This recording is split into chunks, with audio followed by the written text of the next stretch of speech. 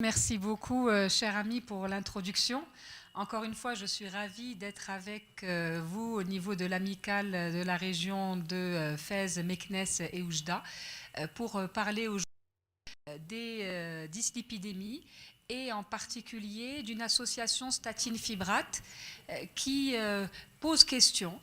Pourquoi elle pose question? Parce que souvent, les médecins se demandent est-ce qu'on va d'abord traiter par statine?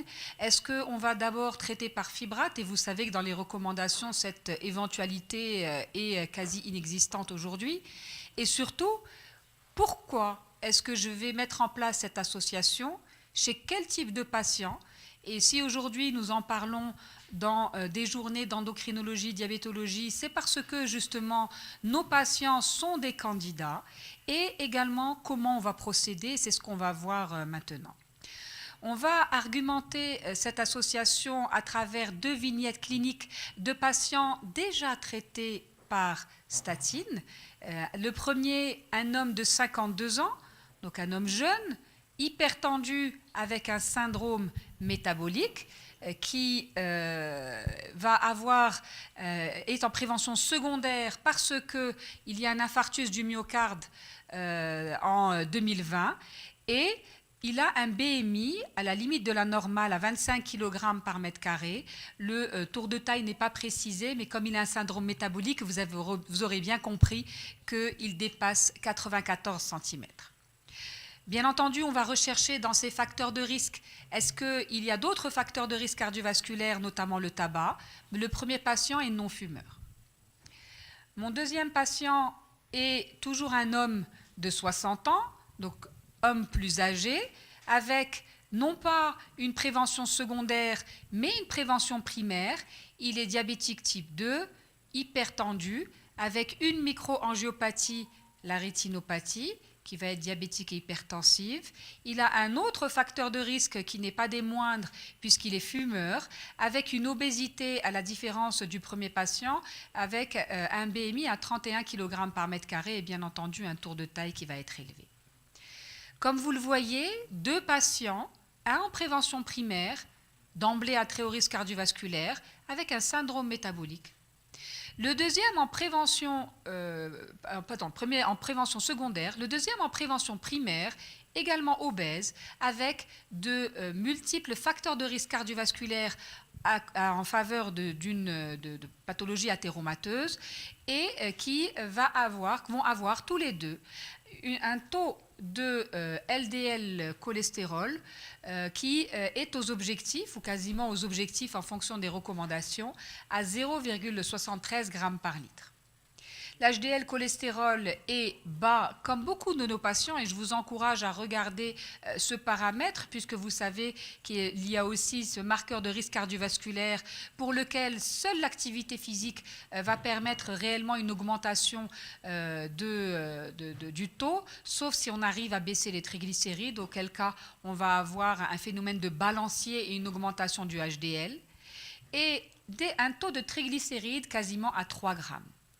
Lorsqu'on regarde les bilans dans les laboratoires, on trouve souvent que les triglycérides, ils sont considérés normaux lorsqu'ils ne dépassent pas 1,5 g par litre. Et vous le savez, c'est beaucoup plus fin dans la prise en charge des patients en termes de risque cardiovasculaire. En tant qu'endocrinologue aujourd'hui, je pense que nous devons être fiers parce que quelles que soient les recommandations, même les anciennes, nous avons toujours milité pour travailler sur le non-HDL cholestérol. Qu'est-ce que le non-HDL cholestérol? C'est ce cholestérol total pour lequel on va retrancher le HDL, qui est la seule fraction lipidique non athérogène, et on verra tout à l'heure quels sont les objectifs et surtout qu'est-ce qu'on va avoir, comment on va procéder lorsque le patient et finalement arriver à son objectif de LDL comme ces 2 patients aujourd'hui. Le non-HDL cholestérol de mes 2 patients est à 1,32. La grande question qui se pose lorsque nous avons des patients de ce style, c'est-à-dire des patients de notre consultation quotidienne, nous les endocrinologues, c'est notamment qu'est-ce qu'on va avoir comme priorité? Est-ce que le LDL est suffisant? Il est quasiment à l'objectif. Est-ce que les triglycérides sont importants à considérer? Si oui, à partir de quel seuil? Et enfin, pourquoi utiliser le non-HDL cholestérol? Comme vous le savez, la première des choses que nous regardons en termes de risque cardiovasculaire, c'est le LDL. Pourquoi? Parce que, quels que soient les essais, que ce soit avec des statines, que ce soit avec les éthymibes, que ce soit avec des chélateurs des acides biliaires ou encore avec les nouvelles thérapies que sont les inhibiteurs de PCSK9, plus la valeur de LDL cholestérol va être diminuée, plus nous allons diminuer le risque relatif d'événements cardiovasculaires majeurs, la mortalité, la morbidité cardiovasculaire. Du coup, bien entendu que la première des choses que nous regardons chez nos patients diabétiques, chez nos patients avec syndrome métabolique, chez nos patients hypertendus, c'est ce seuil de LDL cholestérol et on va se poser la question puisque dans l'évolution des études contrôlées randomisées, nous avons eu un impact sur le seuil de LDL cholestérol à atteindre et bien entendu sur la démarche thérapeutique que nous allons avoir. Les dernières guidelines de l'ESC et de la Société européenne d'athérosclérose a clairement insisté sur le fait que aujourd'hui, le LDL cholestérol, c'est vraiment le premier critère primaire pour le dépistage, le diagnostic et le traitement des patients avec un niveau de classe 1C. Qu'est-ce qu'on va faire au niveau des triglycérides? Ils sont importants parce qu'ils doivent faire partie du bilan de routine, là aussi avec le même niveau de preuve, et on va savoir comment utiliser ces triglycérides. Tout le monde connaît aujourd'hui les études qui sont en faveur notamment de la réduction des événements cardiovasculaires majeurs, notamment avec les statines, que ce soit l'étude HPS avec la simvastatine ou l'étude CARDS avec l'atorvastatine. Ces études ont été interrompues précocement parce qu'il y avait, de façon statistiquement significative, 37 et 27% de réduction des événements cardiovasculaires majeurs. Donc la communauté des médecins que nous sommes, tous les médecins qui prennent en charge les patients avec des dyslipidémies, augmentation du LDL notamment, eh bien, nous avons réagi et nous sommes intéressés à baisser justement ces valeurs de LDL cholestérol avec des statines. Et il y a eu les études avec les fibrates, notamment avec le phénofibrate. Et l'étude FIDS a été, pour certains, vraiment une étude négative, parce qu'à la différence des statines, il n'y a pas eu de différence significative au niveau des événements coronaires entre le groupe placebo et le groupe qui prenait des fibrates, ce qui fait que beaucoup de médecins ont relégué les fibrates à une prescription quasiment inexistante en disant « nous, ce qu'on veut, c'est baisser la mortalité ». Nous, ce qu'on veut, c'est baisser la morbidité cardiovasculaire et on a les statines. Et bien heureusement, oui, on a de la chance, on a les statines. Et dans les recommandations, quelles qu'elles soient, on sait qu'en fonction du niveau de risque cardiovasculaire, on va chercher à baisser le taux de LDL cholestérol en fonction du risque du patient. Si le patient est à très haut risque cardiovasculaire, c'est-à-dire en prévention secondaire ou un diabétique avec des complications, à ce moment-là, les dernières recommandations nous demandent d'aller très bas. Et il faut également se poser la question, est-ce qu'on arrive à baisser à 0,55 g par litre le LDL cholestérol de nos patients? Vous voyez toujours que dans ces recommandations, il y a également la possibilité de diminuer de 50% le LDL cholestérol par rapport au LDL de base. Donc tous les patients ne sont pas obligés d'abaisser le seuil de LDL cholestérol à 0,55, mais pour connaître son seuil, vous devez connaître le LDL de base, celui que le patient avait avant de mettre en place la statine. Donc, une grande discussion sur ce seuil de 0,55. Les patients à haut risque cardiovasculaire doivent abaisser leur LDL cholestérol de 0,7 g par litre. Qui sont ces patients? Ce sont des patients, pour nous, souvent c'est des patients diabétiques qui vont avoir des facteurs de risque cardiovasculaire ou des microangiopathies. Et enfin, le risque modéré pour nos patients, ce sont des patients type 2 de moins de 50 ans ou type 1 de moins de 35 ans qui n'ont pas de facteurs de risque associés, qui n'ont pas de complications, et ce sont ceux-là chez qui le LDL devrait être abaissé en dessous de 1 gramme par litre. Dans nos consultations, habituellement, aucun des patients avec des pathologies métaboliques n'est classé à bas risque et du coup, en dehors peut-être des patients que nous suivons pour des pathologies hypophysaires, thyroïdiennes, surrénaliennes, s'il n'y a pas d'autres facteurs cardiovasculaires associés, eh bien, ce sont les seuls chez qui le LDL cholestérol ne devrait pas aller au-delà de 1,16. On se pose donc la question, si on doit aller aussi bas, et si on doit aller aussi bas en rappelant que dans les mêmes recommandations, si un patient a 2 événements cardiovasculaires dans sa vie, il a fait un premier infarctus, il a fait un second infarctus, malgré qu'il ait des statines à dose maximale, eh bien, on doit même abaisser ce LDL cholestérol encore plus bas que 0,55. On peut même arriver à 0,40 grammes par litre. Vous savez, dans les études, il n'y a pas eu de risque à cette baisse importante de LDL cholestérol. Ces objectifs lipidiques sont quand même importants à considérer parce que vous et moi, nous savons qu'il est difficile d'abaisser le LDL cholestérol des patients. Et si on veut suivre ces recommandations, clairement, on doit arriver à changer nos pratiques. C'est quoi changer nos pratiques?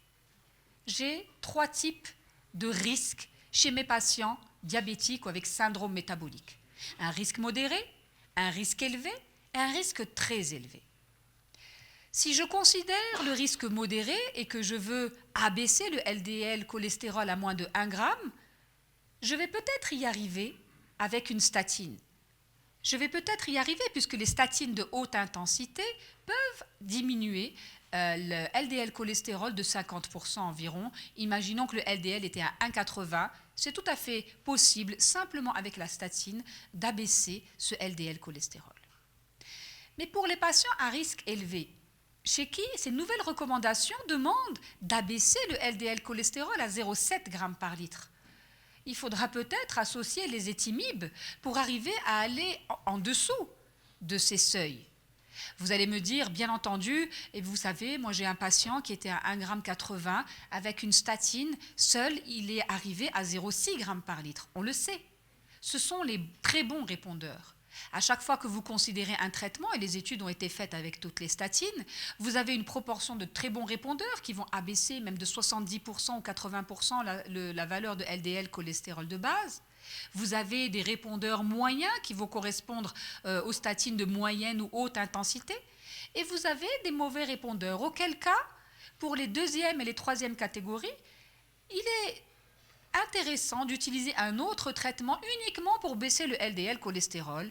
Et j'aimerais bien avoir votre expérience. Est-ce que vous arrivez à avoir beaucoup de patients à moins de 0,55 g par litre?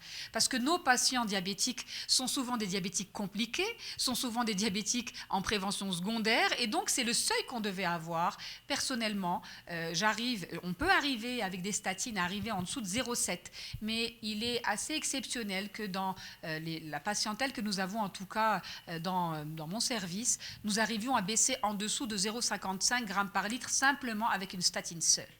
C'est là où dans toutes les recommandations on met en avant les inhibiteurs de PCSK9. Tout ceci mérite réflexion et mérite débat. Ce qui est sûr maintenant dans la gestion des maladies cardiovasculaires, c'est qu'on a des acquis sur le LDL. Oui, plus on va abaisser tôt et plus on va abaisser le plus bas, mieux c'est en termes de risque de mortalité cardiovasculaire. On ne peut plus nier cela, toutes les études ont été en faveur. Bien entendu, on va faire attention aux effets indésirables qui peuvent arriver en fonction des traitements, mais également au coût, je pense aux inhibiteurs de PCSK9 notamment. Et puis également, plus le LDL va être diminué, plus le risque d'événements cardiovasculaires va être diminué. Il y a cependant, et on va voir beaucoup d'études, des patients qui ont fait un infarctus par exemple, chez qui on a baissé le LDL cholestérol tant qu'on pouvait, mais qui vont avoir ce concept de risque résiduel. Qu'est-ce que c'est que le risque résiduel? Ce risque cardiovasculaire résiduel, c'est ces patients chez qui vous avez agi en conséquence. Rapidement, vous avez abaissé la valeur de LDL cholestérol pour protéger le patient par rapport au risque cardiovasculaire. Pour protéger le patient soit d'un autre événement cardiovasculaire majeur, soit un patient en prévention primaire comme mon deuxième patient, et le protéger pour éviter qu'il ait d'autres types d'événements. Et malgré qu'on utilise les traitements usuels, c'est-à-dire souvent les statines, mais également les étimibes quand on peut, on a eu un contrôle du LDL. Ce sont des patients, s'ils sont diabétiques, qui sont aux objectifs de l'hémoglobine glyquée et de la glycémie et qui sont aux objectifs de pression artérielle et qui pourtant font un autre événement. On le sait, lorsqu'on va avoir des patients qui sont sous statine versus placebo, eh bien, on va améliorer le risque d'événements cardiovasculaires, quelles que soient les études. Maintenant, quelles que soient les études justement qui ont étudié les statines et quel que soit le type de statine, vous voyez qu'on garde un risque résiduel. Alors le pointeur ne marche nulle part, non? Si? Ici, sur le PC, celui-là? Oh, ben, le PC, c'est un peu loin. Bon, c'est pas grave. En blanc, vous avez le risque résiduel. Et en rouge, vous avez le risque relatif. Et vous voyez que malgré qu'on arrive à abaisser le LDL cholestérol le plus bas qu'on peut, on continue à avoir des événements cardiovasculaires sous statine. Je vais donc m'intéresser dans les études que vous connaissez, HPS, CARE, lipides, etc., ASCOT, sur des patients diabétiques, nos patients diabétiques. Lorsqu'on regarde le risque résiduel de nos patients diabétiques sous statine, la colonne en bleu, eh bien, on remarque que ces patients diabétiques sous statine vont avoir un risque résiduel, certes, mais qui est moindre par rapport aux patients qui sont restés sous placebo. Du coup, bien entendu, la statine est très intéressante par rapport au placebo, mais pas suffisante. Et si je vais comparer les patients qui ne sont pas diabétiques, je me rends compte que les patients non diabétiques sous placebo ont un risque résiduel qui est moindre de faire des complications cardiovasculaires, de faire une mortalité cardiovasculaire, que mes patients diabétiques d'emblée sous statine et chez qui on a réussi à abaisser la valeur du LDL cholestérol dans les études, soit à 1 gramme, soit à 0,7. Donc, oui, les statines sont très importantes et clairement, c'est la première des choses que nous allons regarder chez nos patients. Mais on rate quelque chose. Il y a quelque chose dans notre prise en charge qui reste défaillante parce que nos patients continuent à avoir des risques de faire soit un second événement, soit, s'ils en avaient déjà fait, soit de faire un événement cardiovasculaire alors qu'ils étaient en prévention primaire. Et l'étude TNT qui, comme vous le savez, a entraîné une très grande diminution du risque, garde chez mes sujets diabétiques 13,8% de risque résiduel malgré la statine de haute intensité. Donc, est-ce que pour pallier à ce manque, le fait de mettre une statine en place est intéressante? Est-ce que cette association statine-fibrate, qui existe, comme vous le savez, aujourd'hui en un seul comprimé, avec une pravastatine et une simvastatine, est-ce qu'elle est intéressante et pourquoi? Je reviens rapidement sur les études avec les statines de haute intensité en gris, qui vont garder un risque résiduel par rapport aux statines avec une intensité modérée. Et j'espère aujourd'hui que vous êtes tous convaincus, mais vous le saviez déjà, que nous avons besoin de travailler sur autre chose que le LDL cholestérol. Nous avons cet avantage, si nos patients sont diabétiques, lorsqu'on utilise les fibrates, d'avoir un effet qui n'a rien à voir avec le cholestérol, mais qui a un effet sur la complication, la rétinopathie diabétique. Et on voit qu'on a une diminution de 40% statistiquement significative lorsqu'on utilise la fibrate en diminuant la vitesse de progression de la rétinopathie diabétique, et c'était un critère principal également. Lorsqu'on utilisait dans cette étude uniquement la simvastatine avec un placebo, et qu'on va comparer la simvastatine avec le phénofibrate, il y a eu, avec une forte significativité, un P à 0,06, une diminution de 40%. Et nous n'avons besoin de traiter que 27 patients. Avec cette association statine-fibrate, c'est important, ce n'est pas des milliers de patients, simplement 27 patients. Sur 4 ans, pour arriver à diminuer le risque de progression de rétinopathie diabétique. Et vous le savez, la rétinopathie diabétique, si elle progresse, aboutit finalement à la précécité puis la cécité. Donc il y a le volet mortalité cardiovasculaire, il y a le volet morbidité cardiovasculaire, mais en utilisant cette association, on a eu ce volet de morbidité sur la rétinopathie diabétique qui va mettre en avant cette association, notamment chez des patients diabétiques. Qui sont donc ces patients qui vont bénéficier de cette association statine-fibrate et surtout, qu'est-ce qu'ils avaient de particulier? Dans l'étude ACCORD, s'il n'y a pas eu de diminution dans la morbimortalité cardiovasculaire des patients qui avaient, tous les patients confondus, qui étaient traités par phénofibrate simvastatine par rapport à la simvastatine seule, vous voyez avec moi que j'ai souligné en rouge les patients qui étaient particuliers. Et c'est des patients que vous avez beaucoup en consultation. Parce que nos patients qui ont un syndrome métabolique, nos patients qui ont un diabète de type 2, avec cette obésité abdominale, ont souvent des valeurs de triglycérides, non pas élevées au-delà de 4 grammes, mais entre 1,5 et 4 grammes. Vous n'allez pas vous intéresser d'emblée aux triglycérides, mais lorsque vous êtes arrivé à diminuer le LDL cholestérol à votre objectif, eh bien, regardez bien que ceux chez qui la valeur de triglycérides dépasse 2,04 grammes par litre et de façon concomitante, on a souvent un taux de HDL qui est bas, en dessous de 0,34 grammes par litre, vous voyez avec moi que de façon statistiquement significative, nous avons un bénéfice en faveur de l'association statine-phénofibrate. Ceci est très important parce que ceci nous permet d'expliquer une partie de la morbimortalité qu'on retrouvait dans le risque résiduel des patients initialement traités uniquement par statine et qui nous permet, en plus de la baisse de la rétinopathie, de travailler sur cette baisse de morbimortalité cardiovasculaire chez ces patients-là. Donc, dites à vos patients qu'il ne faut pas regarder les valeurs seuil des laboratoires, mais que chaque patient en lipides doit avoir une individualisation des objectifs.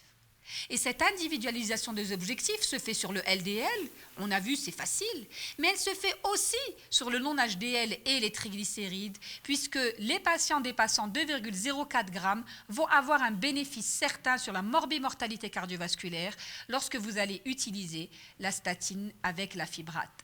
Et vous voyez justement que lorsqu'on va avoir cette élévation de triglycérides avec cette diminution de la valeur de LDL cholestérol, ce n'est pas uniquement l'étude ACCORD lipides qui a eu cet avantage, mais également l'étude FIELD des autres études chez qui on pouvait utiliser les fibrates en association. Du coup, j'en viens maintenant au non-HDL cholestérol. Le non-HDL cholestérol va, lorsqu'il est élevé et qu'il dépasse 1,3 g par litre chez ces patients, malgré une valeur de LDL cholestérol à l'époque qui était demandée en dessous de 1 g par litre, le fait d'avoir justement ceci va entraîner une diminution de la morbimortalité cardiovasculaire de vos patients traités par statine fibrate. Donc mes deux patients, déjà sous statine, avec un chiffre de LDL cholestérol bas à 0,7 g par litre, restent des patients qui vont avoir un risque résiduel important et sont tous les deux des candidats à l'association statine-fibrate. Vous avez bien compris que le premier, en prévention secondaire, c'était déjà la première indication avec le syndrome métabolique, et le second, diabétique type 2, en plus avec la rétinopathie chez qui on pouvait agir. Et nos patients diabétiques, on se profile. Valeurs élevées de LDL cholestérol qui sont en plus hétérogènes, petites et denses, valeurs basses de HDL cholestérol et augmentation des triglycérides. Ce trio lipidique en fait finalement des candidats de choix à l'association statine-fibrate. Pourquoi ? Parce que, n'oubliez pas que si on regarde les fractions lipidiques cholestérol, triglycérides. Dans le cholestérol, vous avez du LDL et du HDL. L'hétérogène, c'est le LDL. Et n'oubliez pas que dans les triglycérides, vous avez toutes ces fractions d'IDL et de VLDL qui sont hétérogènes. Et ce sont elles, lorsqu'on regarde la pathophysiologie des triglycérides, qui vont expliquer une partie de la progression de l'athérosclérose, puisque nous allons avoir, à travers la pénétration au niveau de l'intima, une augmentation de l'inflammation qui, elle, est responsable de l'athérosclérose, mais qui va avoir comme origine également l'augmentation des triglycérides. Du coup, quels sont les objectifs de nos patients selon l'ESC et le ASD de 2019 ? Quand on parle de LDL cholestérol, on est tous d'accord, on a vu les différents risques, mais quand on parle de non-HDL cholestérol, l'objectif, c'est un objectif secondaire, mais qui va être essentiellement regardé chez les patients qui vont avoir un syndrome métabolique, les patients diabétiques, et ce sont les patients de notre consultation au quotidien. Si le patient a un risque très élevé, il doit abaisser son non-HDL cholestérol de moins de 1 g, et s'il a un risque élevé, de moins de 1,30 g. Et comme je vous l'ai dit, parfois d'ailleurs, on ne peut pas calculer le LDL cholestérol à ce moment-là, puisque les triglycérides sont très élevés. N'oubliez pas de faire ce calcul du non-HDL cholestérol qui est aujourd'hui devenu reconnu dans les recommandations même des cardiologues pour pouvoir vérifier si votre patient est à très haut risque ou pas. Quelles sont donc aujourd'hui les recommandations des patients qui ont une hypertriglycéridémie lorsqu'on est en prévention primaire, que le patient est sous statine avec un LDL à l'objectif et une augmentation des triglycérides, comme je vous l'ai dit, dépassant 2 g, il a un intérêt certain, même en prévention primaire, à avoir une association statine-fibrate. Si votre patient est en prévention secondaire, bien entendu toujours sous statine et à l'objectif à ce moment-là même très bas de LDL cholestérol, à ce moment-là pareil, on va considérer l'association statine-fibrate pour qu'on puisse avoir cette diminution du risque résiduel qu'on voit aujourd'hui dans les études récentes publiées en 2020. Cette association de statine-fibrate n'avait pas démontré initialement très rapidement une diminution du risque, mais lorsqu'on regarde l'évolution sur plus de 10 ans, on se rend compte qu'on va avoir une diminution versus placebo, non seulement de la mortalité au niveau du A à gauche totale, mais également de la mortalité cardiovasculaire, avec en plus une diminution très importante du risque de maladie coronaire chez les patients. Et lorsqu'on regardait sur une faible période, on n'avait pas cette forte significativité. Il a fallu refaire des statistiques sur une plus longue période pour démontrer que l'association était intéressante. Dernière étude que je vais vous montrer, qui a rassemblé près de 30 000 patients avec un score de propension, qui a cherché justement quelle était la différence entre les patients qui avaient eu ce placebo versus les statines et les fibrates, et chez qui on remarque que ce sont toujours les mêmes patients, ceux qui avaient des valeurs ici de triglycérides dépassant 2,3 avec un taux bas de HDL cholestérol, qui allaient bénéficier de l'association statine-fibrate, alors que ceux qui avaient un taux élevé de HDL et un taux bas de triglycérides n'avaient pas d'amélioration du profil cardiovasculaire. Donc oui, les statines restent traitement de première intention, mais l'association est intéressante, notamment lorsqu'on va avoir ces dyslipidémies mixtes athérogènes, la triade que nous avons chez les patients avec syndrome métabolique, mais également les patients diabétiques de type 2, les patients en prévention secondaire avec maladie cardiovasculaire avérée. Et je vous encourage à lire des actualisations sur les pharmacothérapies, que ce soit de 2015 mais aussi de 2020 pour la dyslipidémie de l'adulte, où on argumente avec encore plus de précision et beaucoup d'études qui finalement sont revenues sur le même concept. Le LDL d'abord, baisser le LDL à l'objectif du patient de façon individualisée. N'oubliez pas, s'il vous plaît, qu'après le LDL, vous devez regarder le non-HDL cholestérol. Et lorsque vous regardez le non-HDL cholestérol, vous avez regardé de façon indirecte les triglycérides qui ne devraient pas dépasser 2 g chez ces patients. Comment je fais ? Rapidement, Bien entendu, lorsque je regarde la pharmacothérapie de la dyslipidémie, j'ai les statines. Les statines qui peuvent entraîner un risque de diabète, on pourra en reparler même s'il est minime, mais lorsqu'on peut prévenir et notamment prendre en charge précocement. Ces statines peuvent avoir des effets indésirables, notamment au niveau des transaminases hépatiques, mais parfois aussi au niveau des enzymes musculaires, exceptionnellement des rhabdomyolyses. On va suivre ces patients, les monitorer. Et lorsqu'on va rajouter une statine à une fibrate, eh bien, il y a quelques événements gastro-intestinaux, mais avec le phénofibrate notamment, vous n'aurez pas plus de risque de myopathie. C'est une question qui est revenue très souvent. Pour conclure, association statine-fibrate. Pour qui? Les patients qui ont notamment un diabète de type 2 ou un syndrome métabolique, ou en prévention secondaire, chez qui vous êtes arrivé à mettre un LDL en dessous de 1, en dessous de 0,7, en dessous de 0,55, si vous y êtes arrivé sur le LDL, avec un non-HDL qui reste élevé, eh bien, traitez-les également par statine, par fibrate.